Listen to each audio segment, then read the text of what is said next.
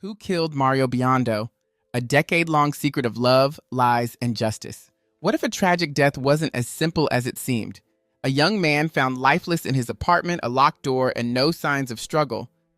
At first glance, it looked like suicide, but the deeper investigators dug, the stranger the story became.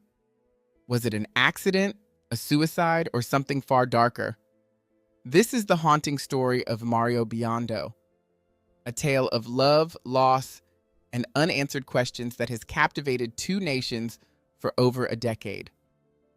If stories of twists, turns, and relentless searches for truth fascinate you, hit the like button, share this video, and subscribe for more compelling mysteries. Let's uncover the truth.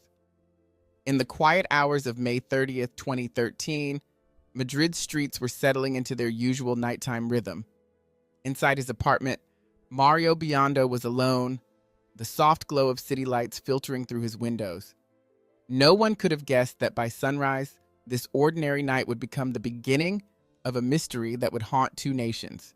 When police arrived the next morning, they found what looked like a suicide scene, but sometimes first impressions can be misleading.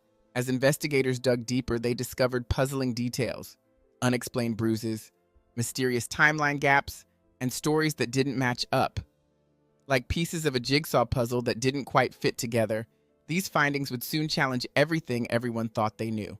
Mario's story began in the warm, welcoming streets of Italy, where he grew up as the baby of the family, cherished by his parents Santina and Giuseppe Pippo Biondo, alongside his two older siblings.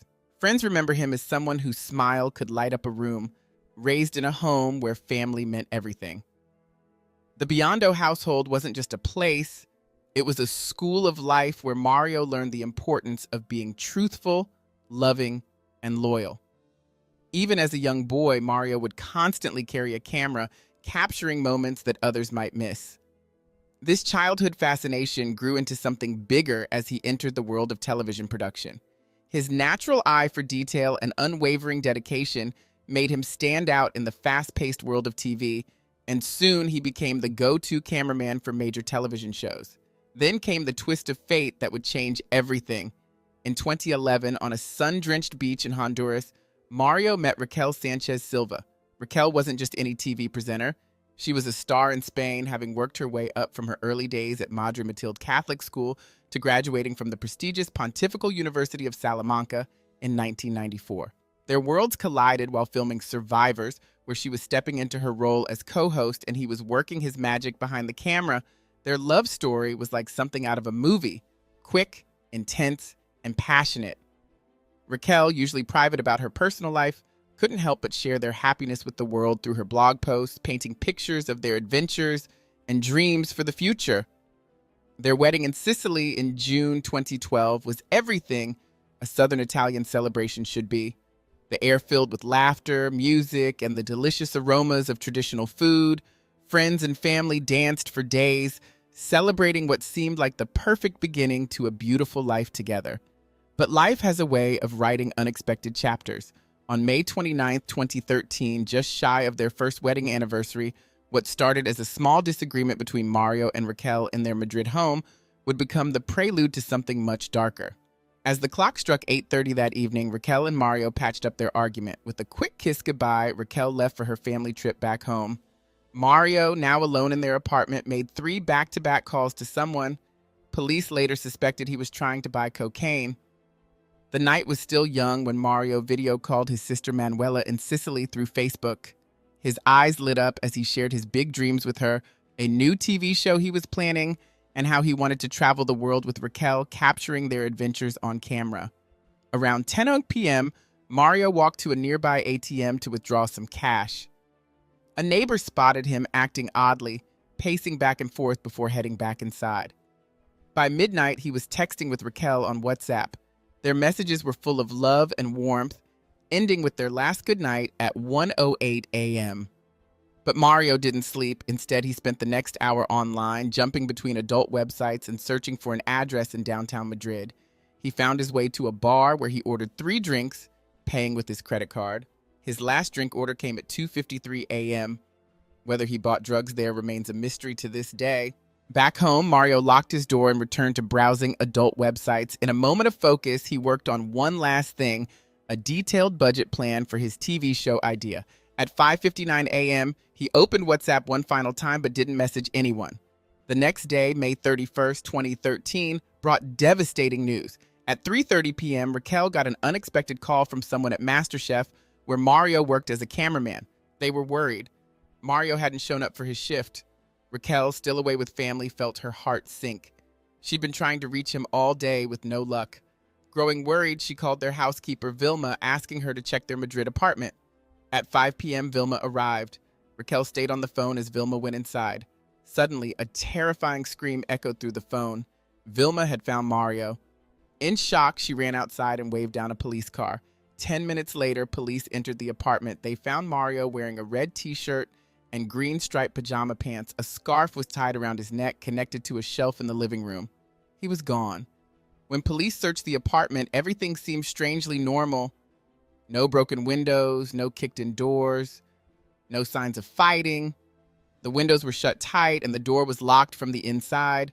Mario's body showed only a few small bruises on his legs. Nothing more. Oddly, they found no goodbye note. As investigators dug deeper, a possible explanation emerged.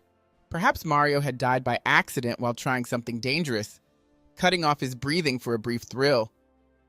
His own family later shared that he had done this before, but when the medical examiner finished their report, they couldn't say for sure if it was an accident or if Mario meant to end his life.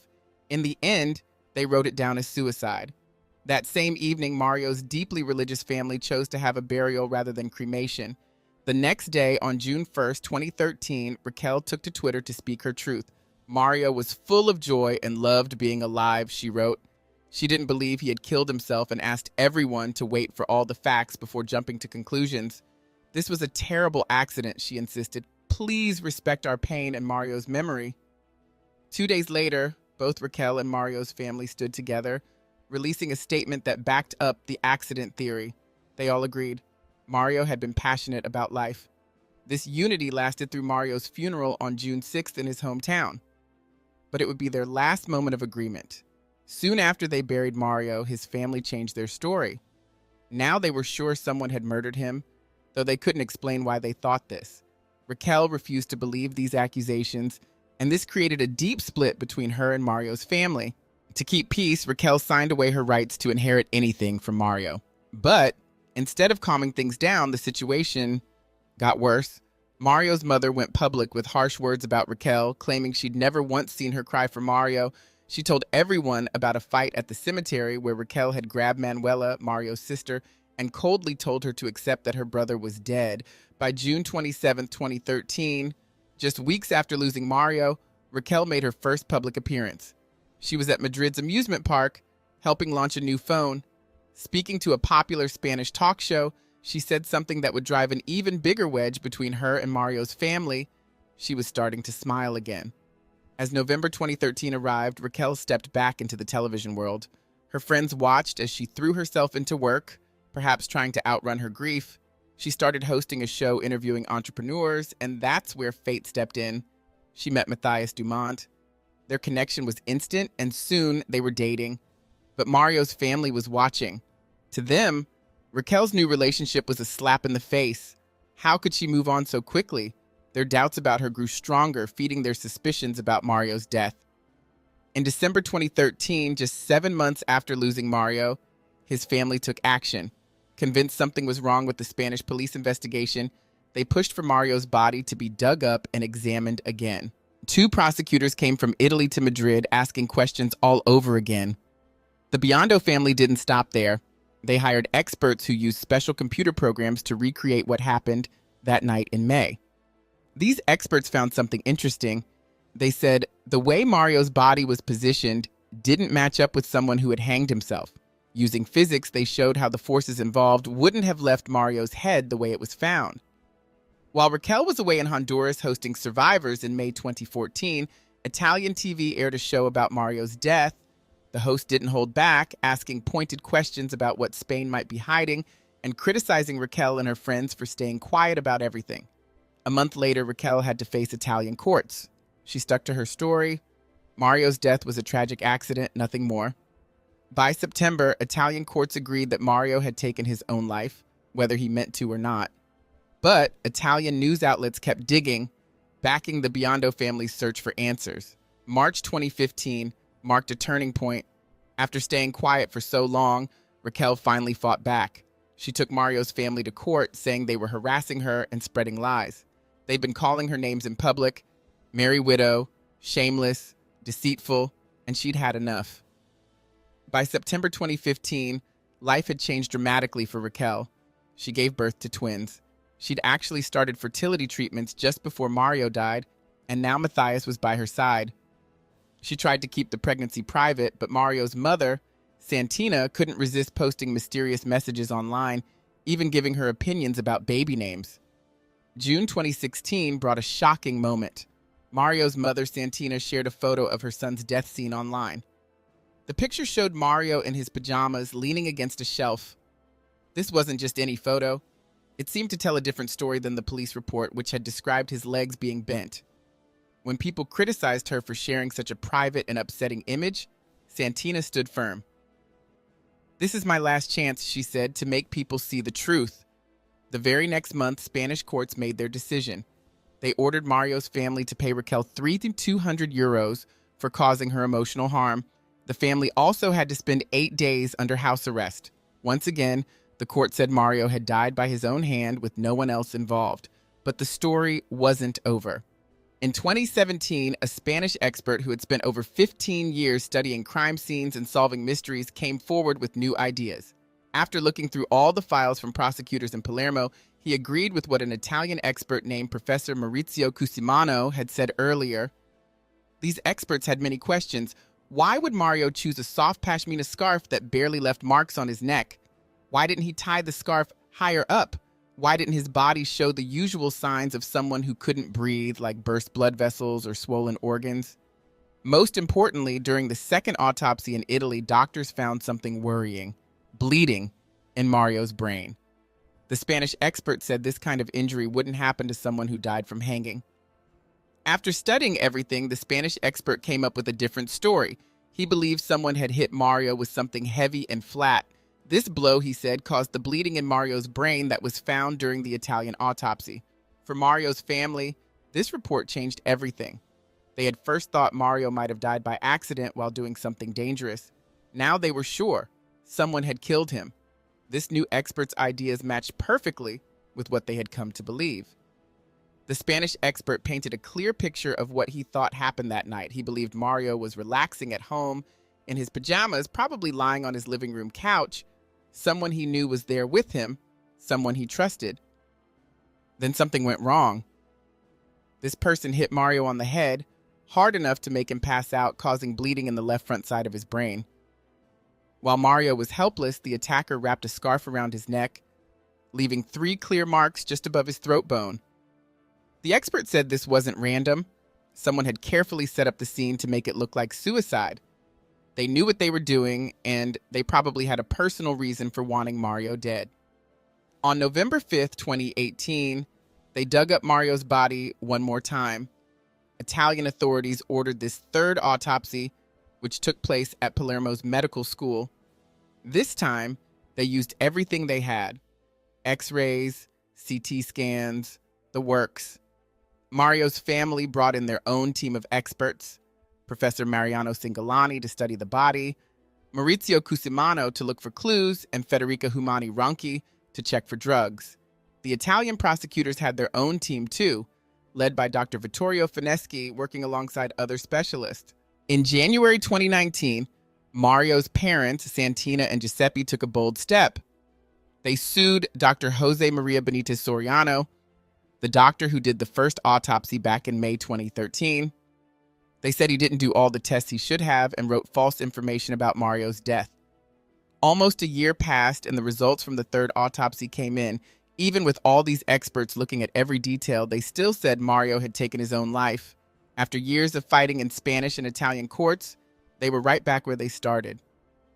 But Mario's family wouldn't accept this. Their lawyers said they were already finding problems with this latest autopsy. By May 2020, they were fighting back again. This time, they went after Dr. Paolo Procaccianti, who did the second autopsy. They said he and his team made big mistakes. They even suggested they might have looked at someone else's body by accident. If true, this would make the third autopsy worthless. In July 2020, just when it seemed time was running out, the Palermo court gave Mario's parents more time to prove their case. They weren't ready to give up, and now they had another chance to find what they believed was the truth about their son's death. On October 2nd, Mario's family came to court with fresh evidence they thought would change everything. To get more people to pay attention, they brought in Oscar Taruella, who used to be married to singer Monica Naranjo. Taruella used his YouTube channel to spread their message. Mario didn't die alone, someone killed him. By May 2021, the case took an interesting turn. An Italo-American company that hunts down computer crimes started looking into Mario's death. What they found was troubling. They said someone had messed with the evidence, specifically the files from Mario's devices that were given to the Palermo prosecutors. The cyber experts found several strange things. Someone had changed the PDF files containing information from Mario's devices. The backups from Mario's hard drive, MacBook, and iPhone didn't match up. Most surprisingly, 2 different devices were using the home's Wi-Fi the night Mario died. 2 different people were on Twitter and Facebook from Mario's house that night. While the company said they knew who these 2 people were, they never told anyone their names. The investigation revealed something else interesting. Mario's phone never left his house that night, but somehow his credit card was used at a nearby bar in the early hours. This was different from what everyone thought before, that Mario had gone out to get money and visit a club. Now it seemed he had stayed home all night. In August 2022, after years of investigation, Italian justice officials finally said what Mario's family had believed all along. Mario was murdered. They said someone had killed him and made it look like suicide, but there was a catch. The investigating judge had to close the case even though they were sure it was murder. Too much time had passed and the Spanish police hadn't collected enough evidence when they first found Mario's body. The judge was clear about one thing. The first investigation hadn't been done properly. Important clues weren't collected and key tests weren't done when they found Mario. The judge pointed to one key piece of evidence that changed everything. A bruise on the left side of Mario's head. This wasn't the kind of injury someone could give themselves, the judge said. He also found problems with Raquel's story. Her answers to investigators didn't add up, and the judge thought the police should have looked closer at her story and checked her phone records. May 2023 marked 10 years since Mario died. His parents, Santina and Pippo, stood before the public with a clear message: they weren't giving up. Yes, the Italian courts had to close the case because too much time had passed, but they had won something important. The court agreed Mario didn't kill himself. Someone had murdered their son. The Biondo family publicly thanked the Palermo judge and their lawyers for proving what they had known all along. Mario didn't take his own life. They announced they were heading to Spain for a press conference with their lawyers. They had a plan to restart the investigation in Spain, where it all began. Behind the scenes, their legal team was hard at work. They were going through every document, every report, everything they had collected over the years. They were looking for anything that might help them find out what really happened in Mario's home that night in May 2013. As Mario's family keeps fighting for answers, Raquel has chosen a different path. She's built a new life with a new family and continues working in television. Even with all the questions and accusations surrounding her, she's focused on moving forward beyond the tragedy that changed everyone's lives forever. The case of Mario Biondo remains one of Spain's most puzzling mysteries. For his family, the search for truth continues. For others, it's a reminder that sometimes answers only lead to more questions. The story of Mario Biondo isn't just about death, it's about what happens after. About a family's relentless pursuit of truth, a widow's journey to rebuild her life, and how one night in Madrid sparked a decade-long search for answers that crossed borders and changed lives forever. 10 years have passed since that fateful night in May 2013. 2 countries, 3 autopsies, countless investigations, and still the questions remain. The Italian courts say murder, the Spanish investigation says suicide, and somewhere in between lies a truth that might never fully come to light. For Mario's family, especially his parents Santina and Pippo, time hasn't dimmed their determination. Each new day is another chance to uncover what happened to their son. They've faced closed doors, dead ends, and dismissed cases, but their love for Mario keeps them going, searching for answers in a mystery that refuses to be solved. For Raquel, life moved forward as it must. New love, new family, new beginnings. Yet she too lives in the shadow of that night, her story forever intertwined with questions she says she can't answer. Perhaps the true tragedy of Mario Biondo's story isn't just his death, but the ripple effect it created. The divided families, the contested truths, the lives forever changed by one night's events. It reminds us that sometimes the heaviest burden isn't death itself, but the weight of uncertainty it leaves behind. In the end, this isn't just a story about finding truth, it's about how far love will go to seek it. And as the investigation continues, as new evidence emerges and old questions persist, one thing remains certain: somewhere between Madrid and Palermo, between fact and speculation, between grief and acceptance, lies a truth that someone, somewhere, knows. The case of Mario Biondo remains open, if not in the courts, then in the hearts of those who loved him most.